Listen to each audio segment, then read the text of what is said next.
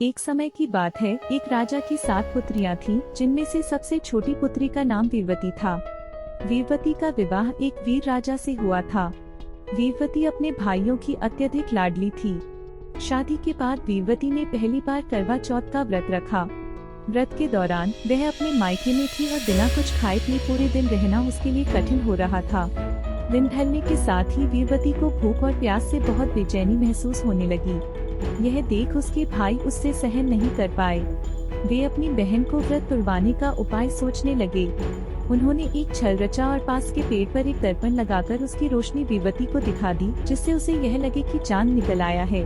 भाइयों के कहने पर वीरवती ने यह समझकर व्रत तोड़ दिया कि चांद निकल आया है। परंतु जैसे ही उसने व्रत तोड़ा, उसे तुरंत ही अपने पति की मृत्यु का संदेश मिला। यह सुनकर वीरवती अत्यधिक दुखी हो गई और अपने पति के मृत शरीर के पास बैठकर अनवरत रोने लगी। उसकी सच्ची श्रद्धा और आंसुओं से देवी माता प्रसन्न हो गईं और उन्होंने उसे आशीर्वाद दिया कि यदि वह करवा चौथ का व्रत पूर्ण विधि विधान से करे तो उसका पति पुनः जीवित हो जाएगा।